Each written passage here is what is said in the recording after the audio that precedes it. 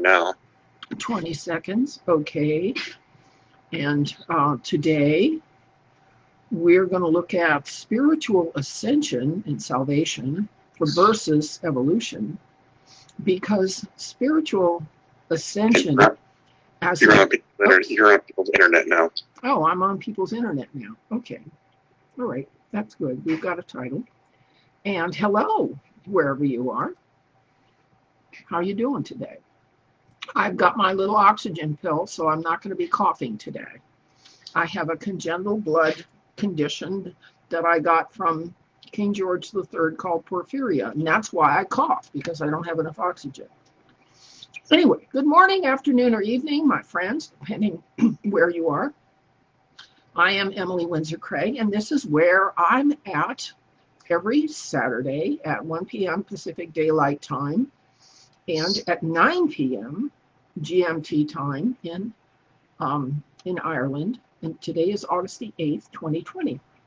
History Reset is brought to you each Saturday to bring valuable information to the public that corporate media refuse to divulge. The church doesn't talk about this either. This program is a public service, but please donate to People's Internet Radio to keep the people's truth coming at you, and without commercial adverts. Today's topic in History Reset is either getting out of the way of what is demoting us, namely evolution, or finding spiritual awareness and connecting to the rest of the universe. These are two sides of a coin, okay, that this doesn't get talked about much. And the reason this comes to me is because of my strange history being not an outcast, but at least an oddball, growing up in a family that were always very hyper. And I was quiet and dull, and I just watched. And I still just watch, you know that. I guess you can call me a watcher. And the reason for that, and what I have come to realize about why I'm this way and they were that way. When I was born, I was very, very, very sick. And I was born in a Catholic hospital. And I was so sick, they thought I was going to die or something, I don't know. But at some point, the nurses came around my crib, they were all nuns, and they prayed over me. I must have been pretty hysterical. And they calmed me down. And I stayed calm. Maybe God visited me. But from then on, I was calm, and I was quiet, and I was dull, and I was slow. Which is a dubious distinction, right? All right, so I'm still watching, mainly, rather than participating in a lot of things. And a lot of people are like that. And I study. I've been studying like crazy for 50 years.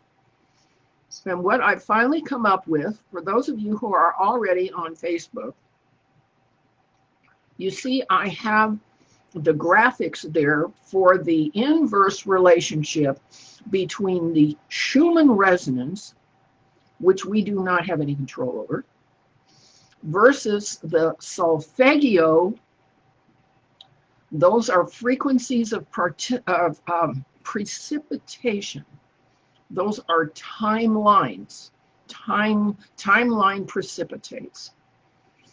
What does that mean? Well, when everything is full of energy, there are certain frequencies where things kind of clump together, you know, where the matter kind of clumps together.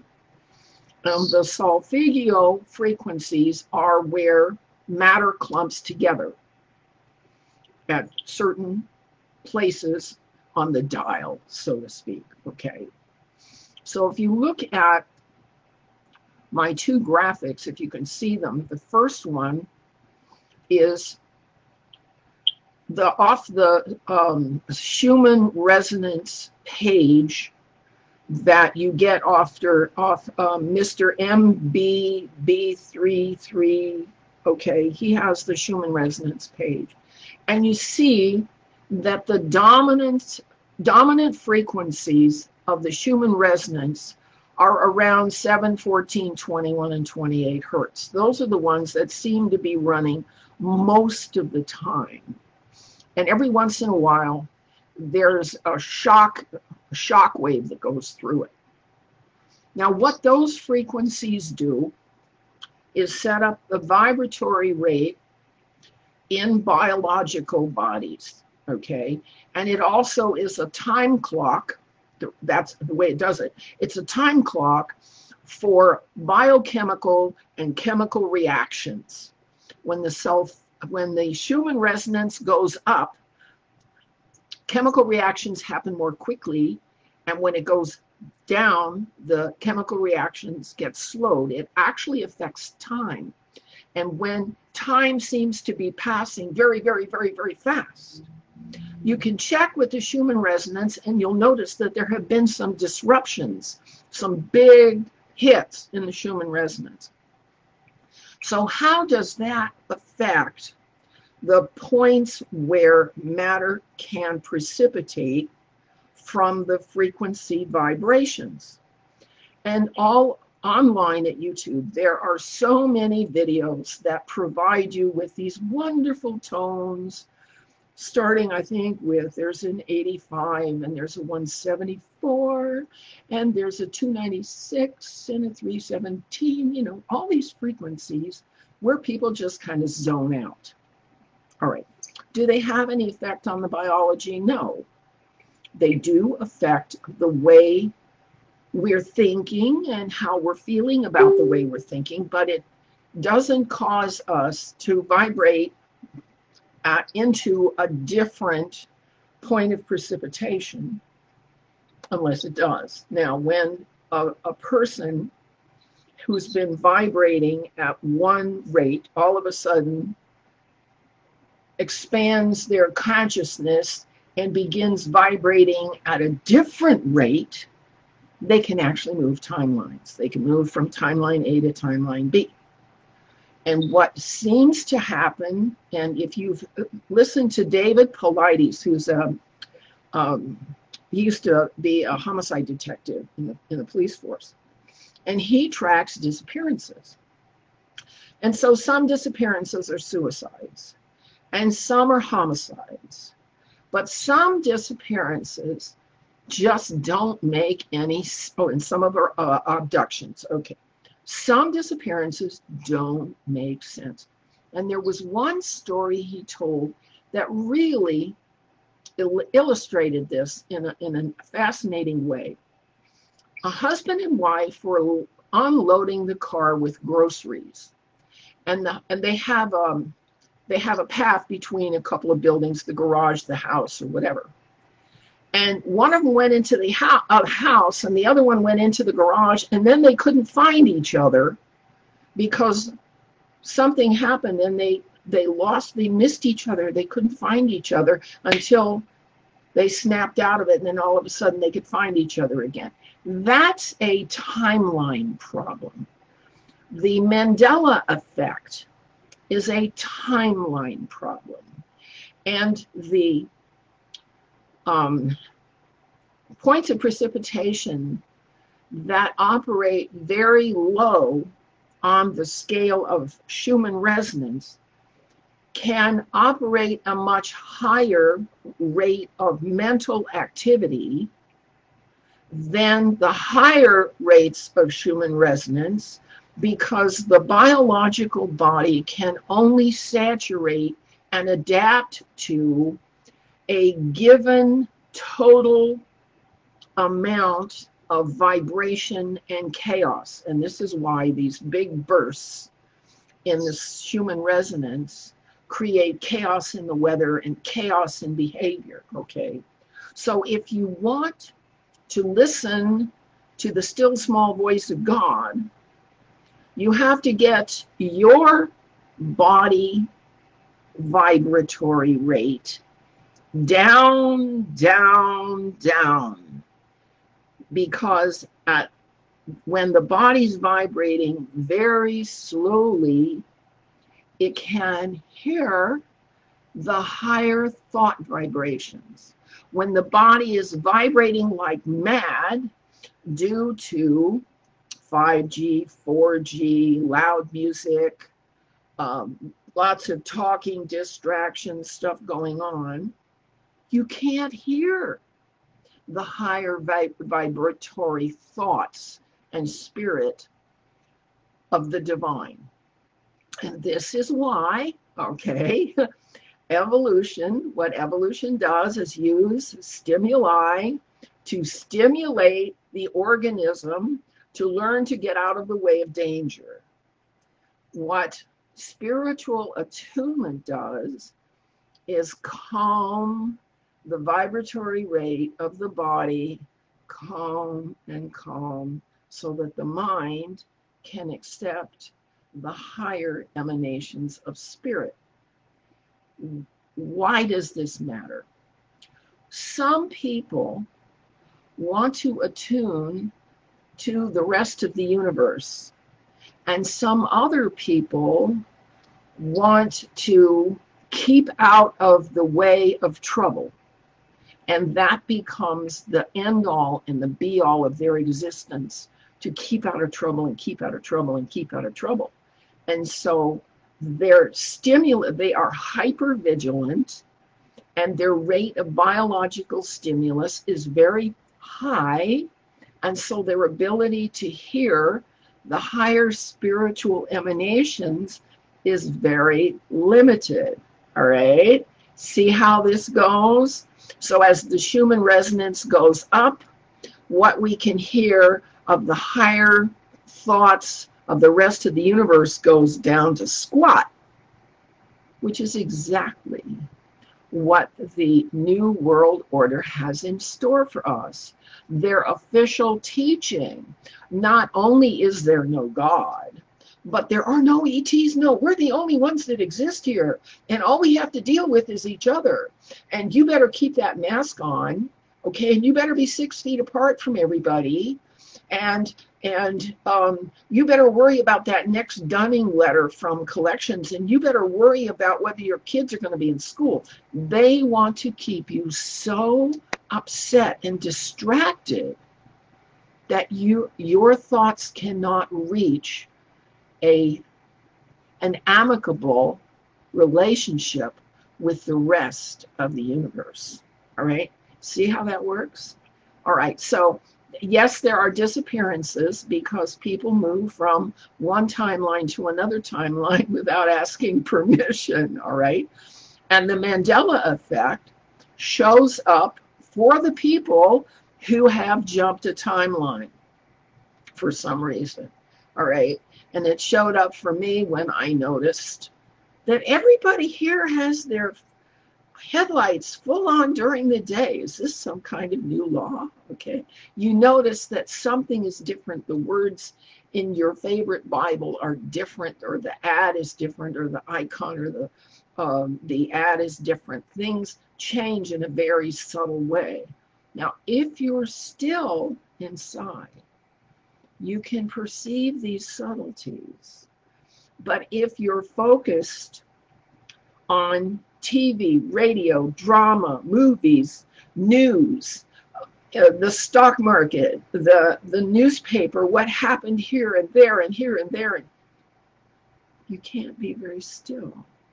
And that is what a predator does to the prey, to keep the prey all in hysteria and grasping and running around and running around and running around, so that the ones who are being consumed, exploited, enslaved are not aware of the game that's going on. All right. The effects of media are all to increase the amount of vibratory stimuli. The effects of cathedrals and forests and oceans and mountains are to calm and reduce that vibratory rate. Now, I'm noticing with the advance of technology that it doesn't look to me as if the internet is ever going to go away. And so 4G, which is over the boundary that we can adapt to biologically, and 5G, which absolutely collapses the water molecules inside of cells, dehydrates the body, and then you start suffocating. 5G is actually dangerous to bugs, birds, and animals and everybody. But anyway, because the internet's not going away, we're going to have to do some tricks to adapt ourselves and our environment to the higher vibratory rate of the internet and its connectivity. So I thought today I could kind of do some brainstorming to look around and see what it is we can actually do to minimize the myriads of distractions and dangers that exist and occur now because we live in a high-tech society. I had a friend who came over here with her little electronic tester, and she went around to all the plugs in the house and showed me where there's excessive radioactivity in the house. And one of the things I had to do was call the internet provider and have them cut off the Wi-Fi because I'm hardline connected, and the RFID connection, I don't know what that is, but I had to cut that off too. Did that lessen the amount of radioactivity in the physical house? Now, a little test thing to check the radioactivity in your house is about $170. And yes, I keep saying I'm going to get one. I'm going to get one because the powers that be are now installing new streetlights all over the cities and suburbia. And these streetlights also serve as beacons for the 5G signals. So I found, yeah. Are they repeaters? I think they must be repeaters. That makes they extend it like, or they're extending devices. Yeah, they're extending devices. Now, I walked around the neighborhood and I noticed that they have been placed around the neighborhood. My apartment. Going around me too. My apartment is halfway between two of them. So I'm hoping that that is going to afford me a little distance when, you know, it's all being rolled out in September. And that's when they expect the second wave of COVID-19, because 5G makes the symptoms of COVID-19 worse. What it does, it dehydrates the lungs, okay? And so you get COVID-19 all over again if you had it before, because there are no immunities to COVID-19. It is a virus that they created that doesn't have immunities. We do have therapies to deal with it, the HCQ and a little bit of zinc and an antibiotic if you can get it. You can make your own quinine at home with organic grapefruit, cutting it into sections and just cooking it on the stove until it gets all mushy, and then straining it out. And that's actually quinine, but you include the peels. Okay, that's one way to get quinine. So you can make your own quinine. You can take about 20 milligrams of zinc a day, but if you take too much zinc, and I've done that a couple of times, the heart becomes too sensitive and hyperactive. And I actually had heart palpitations from taking an extra bit of zinc. So I've got to be careful about taking zinc. So we have to be able to sense and perceive subtleties now. It's not just, do you have the right service, but do you have the right service in the right place at the right time Do you have a place to sleep where you will not be disturbed? Your brain waves, your biological chemistry will not be disturbed by the continual shaking of these frequencies that disturb biology and disturb the way we think. I know of people who are terrified, absolutely terrified. There's this one girl in this apartment complex whose eyes are as big as a deer in the headlights, and she's always got her mask on, and she's always wearing sweats, and she zombies around. I feel real sorry for the girl, but she's not willing to talk to anybody about anything. So you just see that some people are being stimulated beyond their ability to respond in a normal and natural way. And of course, that's what we're seeing in the riots, that people are agitated and aggravated and irritated to the point of exploding in ways that they were never taught. It's too bad that in the past 60 years since I went to UC Berkeley, that pedagogy, education, has simply, because it's been run by the Marxist Frankfurt School, Saul Alinsky school of top-down Bolshevik Marxism, okay, has essentially stripped leadership skills out of the school environment. Everybody in school is designated as a label with a place and a time and a function, and every child is told exactly what they have to do at every moment. Okay, so leadership skills are not taught in schools. The churches that used to teach leadership skills, some of them still do, all right? The churches that teach the holy laws of God in the Pentateuch, and I'll give you the link again, the basic common law framework and structure of a civil society. People who know what's in the law, they know what's right and wrong, but Protestant churches don't teach right from wrong. They go with Calvin, who said that if you're saved, it's a free gift and you don't have to do anything for it, and all you have to do is believe in Jesus, okay?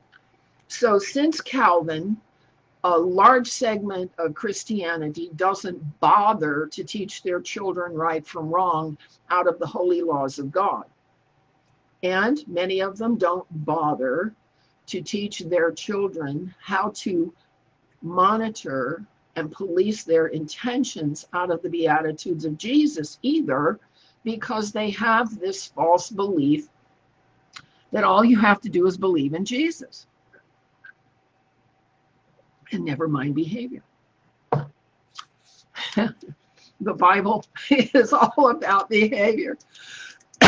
And the schools don't teach it, and the churches don't teach it. This is my oxygen pill to keep me from coughing again. No, I don't have a virus. I just have a blood problem. So I'll slow down. So, one idea I have had is that we need to change how we build housing.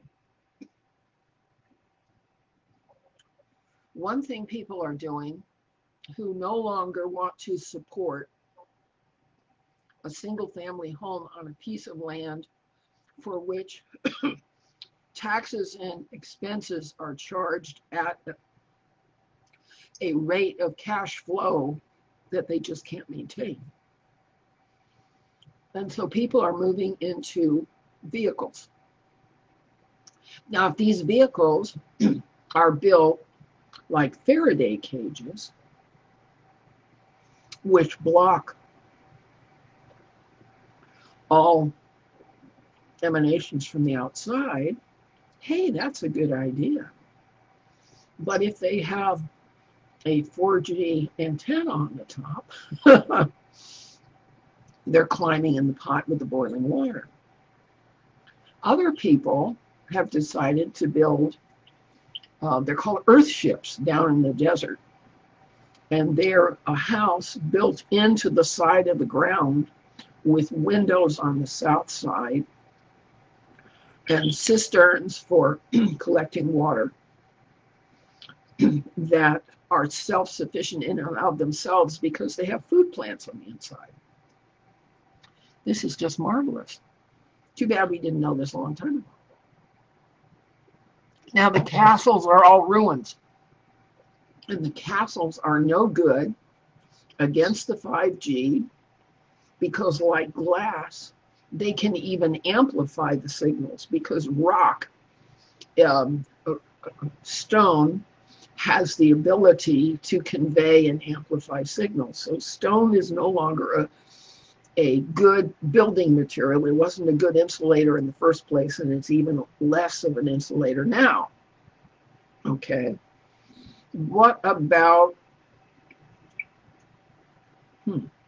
homes built out of tires filled with mud? Good idea. That's good insulation. But we're not going to be able to just live the way we have.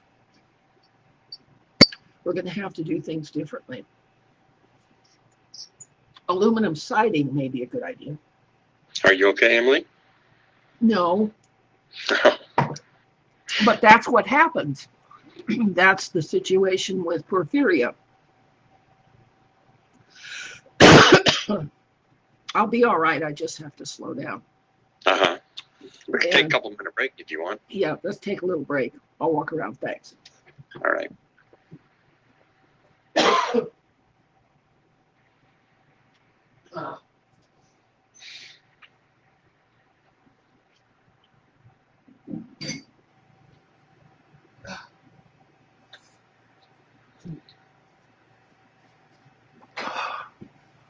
Okay, for you guys on Facebook, understand, this is not COVID-19. This is porphyria, which I got from my dad's side of the family. And the medical profession hasn't done anything to help me deal with it at all. So I've been somewhat cynical about, Emily? Yeah. Stephen has a comment for you in the chat. Okay. Back on air. Oh, cool. We got a minute and a half left. You want to go in chat and look at it?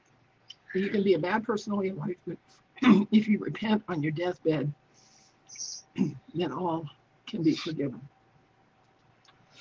I don't know. I don't know what God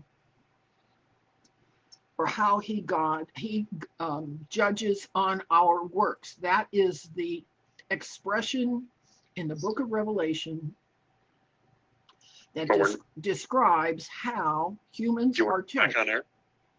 Okay. I can stop this, and then you can address what he's talking about. Okay. All right. We have a question from People's Internet Radio, Stephen.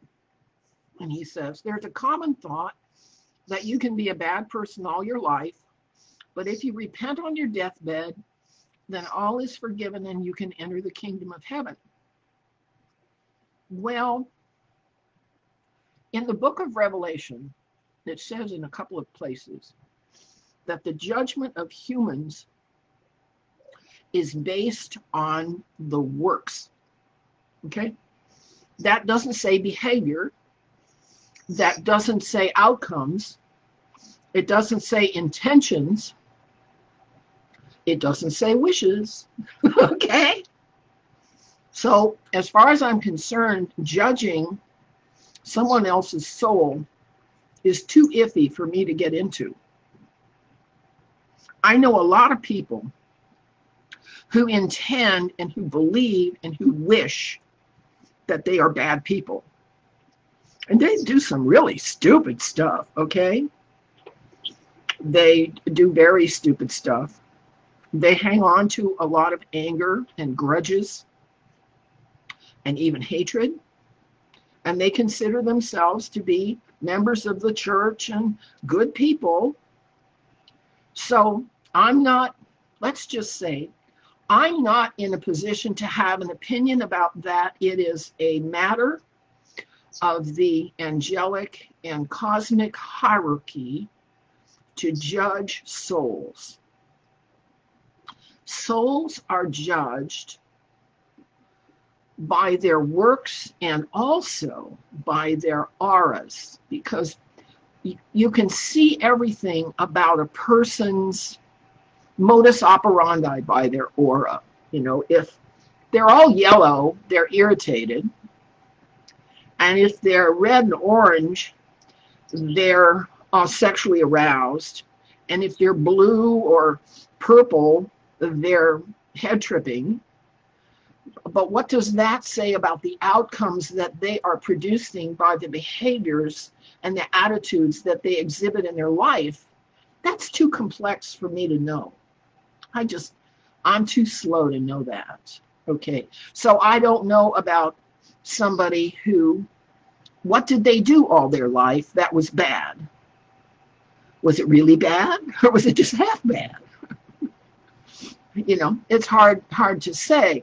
Now, one of the things that's happening in the churches now is they're trying to get friendly, and they're trying to be appealing to people, and they're trying to stimulate people. Well, that's exactly the opposite of what needs to happen, because in order to meet God mind to mind, you've got to shut up and be quiet. All right? So I'm seeing that there's a place for the convents and the monasteries in which the people take God seriously, and they go somewhere and they're just going to be with God all the time. All right, well, maybe that's good for something. But it doesn't help them. It doesn't help the world. Maybe it does. Maybe praying, some of the convents and monasteries, they pray for the people who write them letters and ask them to pray for people. Maybe that's doing good in the world. I don't know. But the world has its march of history through time and space and location. And if we're going to make a difference in the world, you can't just sit in the corner and meditate all the time. You have to engage. You have to be part of it. You have to know what's going on. If you want to be set free, you have to know what's true. And when everybody is lying to you, you have to figure out how to know what's true. And that's where we're at. We don't know who is lying to us because they intend to, is lying to us because they don't know any better, or is lying to us because they've been deceived into an ideology in which they've been convinced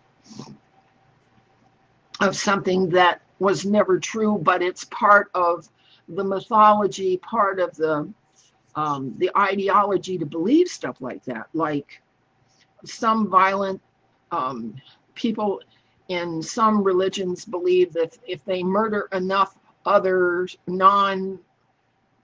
people like not like them, then they get 72 virgins when they get to heaven. What are you going to make of that? I'm not going to talk about it. And then there are the people who believe that they can strengthen their soul and strengthen their will to live if they have enough money to pay for adrenochrome that belonged to an innocent child. Or now you can buy the blood of young people so that you have better blood running in your veins. Now, this sets up a problem. If you have two different sets of DNA running in your cells, what happens? Have you seen Celine Dion lately? She was taking adrenochrome, apparently, because she's become an outspoken Satanist, okay? And her supply of adrenochrome dried up. Emily? Yeah. There's some more questions in there for you. Okay. Is the aura different colors at different times of the day? Yes, in fact, the aura is like a kaleidoscope. It's constantly changing and moving. The lights that a human body emanates, we actually do burn. We burn our fuel in our body, and so we emit lights. And sometimes they're light and they're clear, and sometimes they're dark and smoky. Okay, so we're like a kaleidoscope when we're viewed by someone who's clairvoyant. That's the way we look. Is there a way to Kirlian photography is how to photograph the aura. And Kirlian, Kirilian, is how to photograph the aura.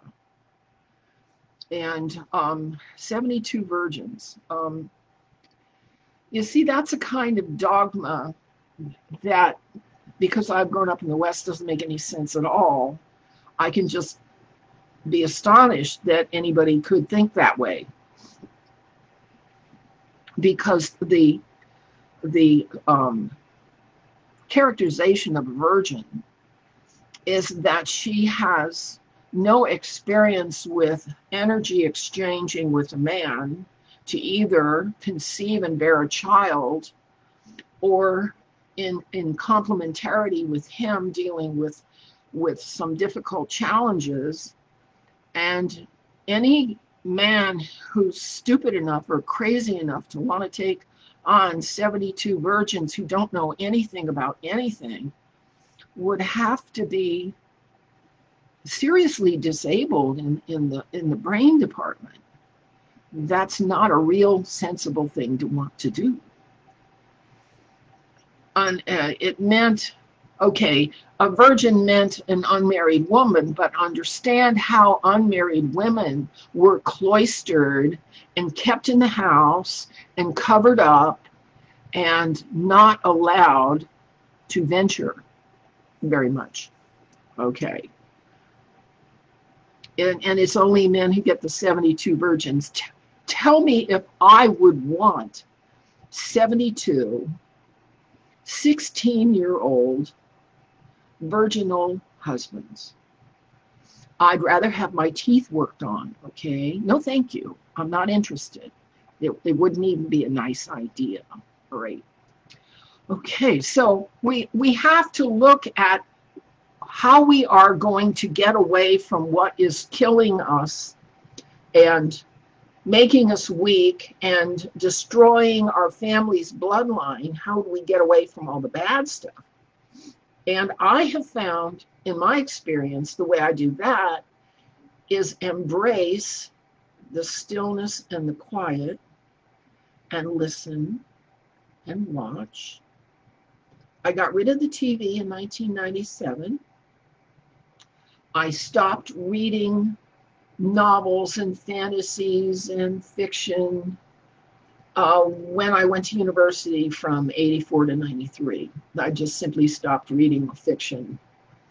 I don't play games. I'm just here to focus on how do we get to an eternal existence in a friendly universe that's where everybody isn't at everybody else's throat. How do we get there from here? Okay, from wherever we are.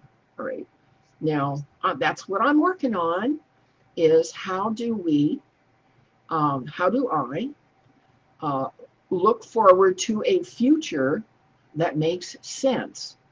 Now, when I was one of Jehovah's Witnesses, their ideology made sense to me because they had all the scriptures and all the topics and all the subjects just laid out so you could see what the law said and what Beatitudes said. But I found out that the boundaries around their doctrines didn't cover a lot of things, didn't cover a whole lot of things. And when I asked questions that were beyond their doctrines, they got really upset because I shouldn't ask those questions. I asked a question like that in a Presbyterian church, and the pastor threw me out of his study. I asked those questions when I was a witness and I got disfellowshipped. I asked those questions of the Episcopal Church, and they don't want to talk to me either. All right.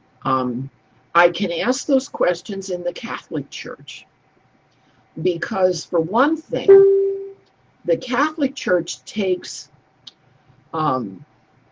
matriarchy seriously. It's the only Christian denomination that takes matriarchy and the merciful attitude of Mary, the mother of Jesus, and she wants to extend that mercy to everyone who's suffering, and she wants to help everyone get through their day, and she wants to give everyone the feeling of being included. This is matriarchy.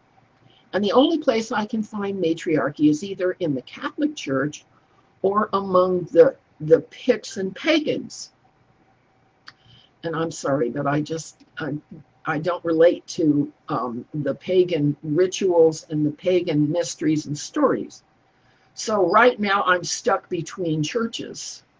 There are some things I like about a lot of churches, but they find me to be a little more than they can handle. So I'm outside. I'm an unchurched person right now. And so I come here on Saturday and talk to you, my friends. And some of you talk back to me and ask me questions. What counts as letting your hair down, Stephen? What counts? I didn't get that. All right. Oh, Stephen, it's you. Yeah. Surely you must allow yourself to let your hair down occasionally. Let my hair, now that's a good, I like that question because it's much deeper than it sounds on the surface. Letting your hair down means that you step out of your role, right? Step out of your comfort zone. Well, not just your comfort zone, but the role that you have set for yourself in society. When you have your hair up, you are part of society. When you have your hair down, you're at home. You're just among intimates. Okay. And if I have intimates in my life, that's where I let my hair down. Well, I'm alone here. You know. Yes, I understand. Pagan is described as a lot of things. And so I don't put it down. I just say, I'm sorry. It doesn't move me very much. But the holy law in the Pentateuch, which I put every time, the simple common laws, do good and get a good outcome and avoid doing bad so you don't cause a problem. And if you make a mistake, apologize and try to get better. That makes sense to me. All right.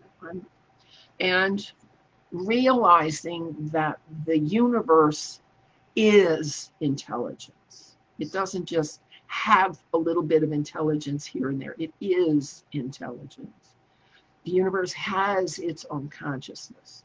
And each part of the universe of galaxies, each galaxy has its consciousness. And each system within each galaxy has its consciousness. It's like the Russian dolls, you know, you've got the big doll and then the little one smaller and smaller and smaller till you get down to one that's the size of your little finger. All right, so that's our universe. It's full of intelligence. But the people who are dominating and manipulating and pushing us around say, and I'm talking about NASA, I'm talking about your university, and every video that gets put up on YouTube that talks about the glories of the universe, glories in the fact that the universe is absent of any intelligence, it's absent of any cause, everything is just random. The asteroids are going to come get us all by themselves, you know. We're being taught fables and myths regularly. What do we do about it? We learn how to ignore what isn't correct. Just set it aside. There's no point getting into a pissing contest with the scientists who believe what they believe, whatever it is. They believe using instruments besides their eyes and ears in doctrines and dogmas that they've arrived at through peer-reviewed articles where they are all encouraged to believe the same thing. All right. And that's scientism for you. I ran into scientism at the University of California, Berkeley in 1960, and I was there during the free speech movement when Mario Savio rallied the leftists to shut down the university. I forget why. I think something was in the Daily Cal. Somebody got censored out of the Daily Cal, and Mario Savio thought that that was terrible. Nowadays, the left is censoring everybody. All right. And what I learned around the Kroeber Library, which, you know, anthropology and archaeology and paleontology are considered to be sciences, okay? But in their version of science, human society only existed for the past 6,000 years, and before that we were all cave people. And so every archaeological location that they had to deal with that was dealing with artifacts that were of unknown age, okay, were all less than 6,000 years old. It didn't matter, okay, how old they actually were. Now, since we have access to the stories in the Sumerian cuneiform tablets, we know that the Anunnaki have been here for almost 500,000 years. Okay. And they were a high-tech civilization. They still are fairly high-tech. They've come a long way down since their planet Nibiru was stripped of its outer protective layers back in 2013 when its ice wake caught up with it and just stripped it bare. So Nibiru is pretty much a ruin now. And I understand the Anunnaki are taking refuge outside the rim along with the Agarthians and the Nephilim. All the big people are outside the rim. We're the little bitty people. You know, we're small. If you've seen Tartarian architecture, all right, which has largely been taken down since World War I, you realize that their doors to their public buildings are sometimes 15 feet tall. Okay, they were bigger people. And if you look at the civil architecture in Berlin, Germany, you know, I take these walking tours of European cities on Watched Walker sometimes. And Berlin was particularly fascinating because you see an old building that was built during the Tartarian Empire, and next to it is a modern building. And they're both 4 stories tall, but the old building is twice in height what the modern building is. We are so much smaller than those people were in those days. All right, so much of our history is being dug up now by the Flat Earth British. There's a half a dozen different historical sites. New Earth is another one that's digging up evidence that people in the past were much larger. I mean, they're like twice our height and our build. And they were much more sophisticated than our academics today will acknowledge. Okay, artificial history is just almost laughable. But what is consistent and does persist from generation to generation when the covenant is taken seriously from generation to generation, and this is the purpose of establishing holy matrimony and genetic dynasties within the covenant populations that keep the covenant going from generation to generation, is that you get a continuity of history and a continuity of behavior that preserves everybody, okay? Neither Orthodox Judaism nor Orthodox Christianity is in the business of conquering anybody. It's just not part of the covenant to harm and assault and behead people because they don't think right. Now, there was a time when the pagans and the Baal worshippers and the Moloch worshippers were consuming and sacrificing their own children. And so in the law, it says you've got to get rid of people who do that.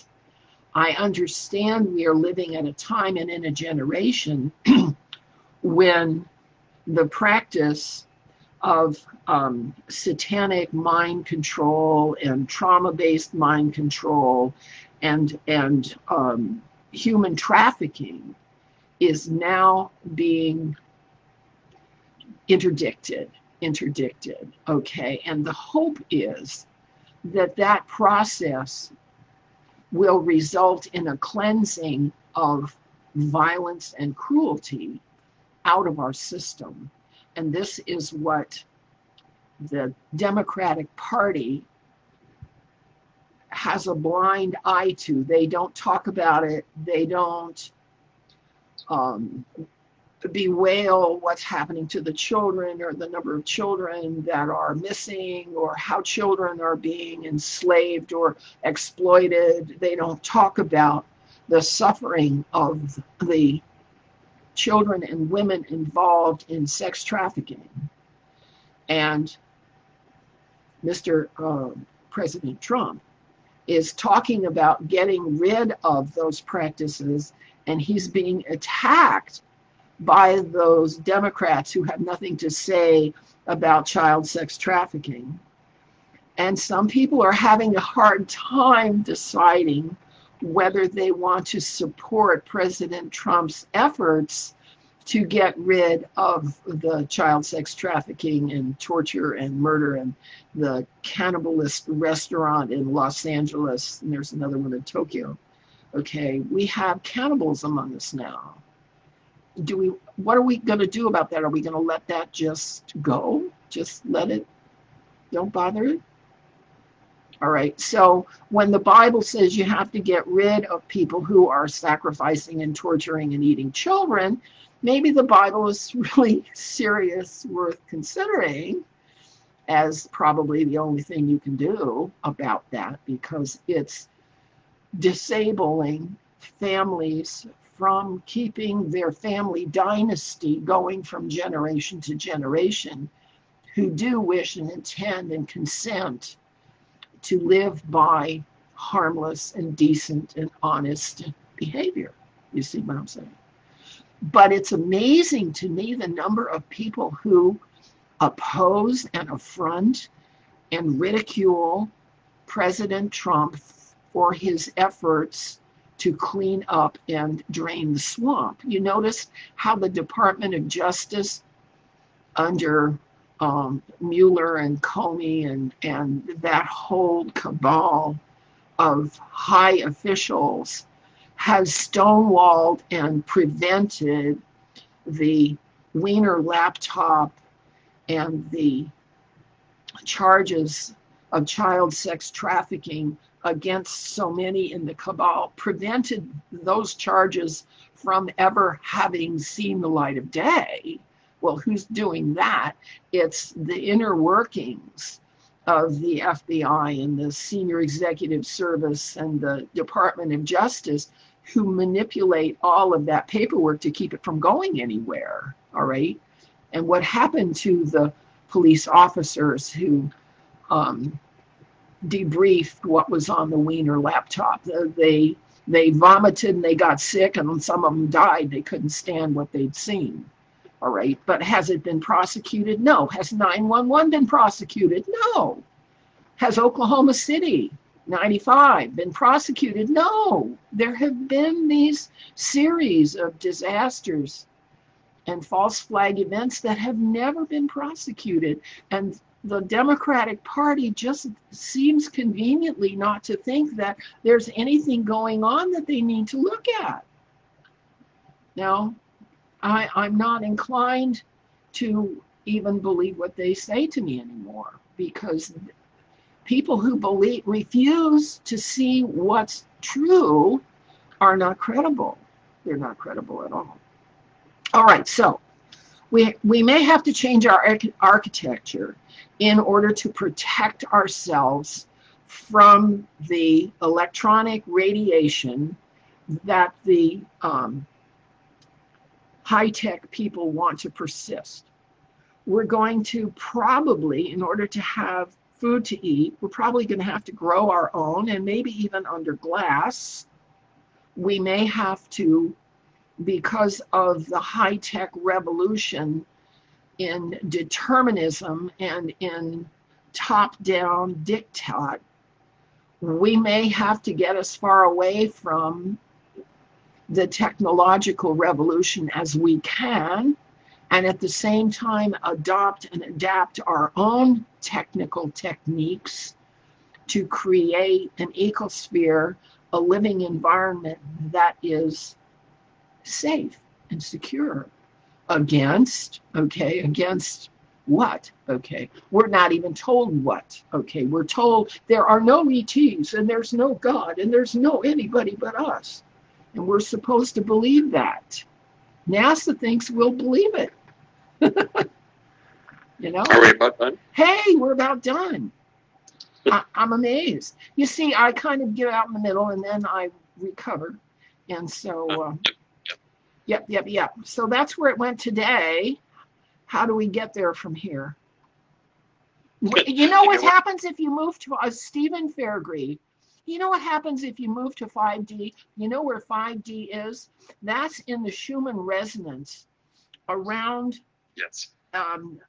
around extermination. You know, what you have to understand is that the Schumann resonance dictates and determines how many vibrations and how much we can tolerate in the biology. In order to get to 5D, what you have to do is strip out all technology completely so that people can hear and respond to emanations in the 500s and 600s. Are you willing to do that? Or do you have the influence and the power to tell big tech and the power companies that they have to all shut down so that we can reach 5D? I don't think it's going to happen. That's right. No time soon. But anyway, we'll see you guys next week. I'll let you know how it goes. Love you all. Bye-bye.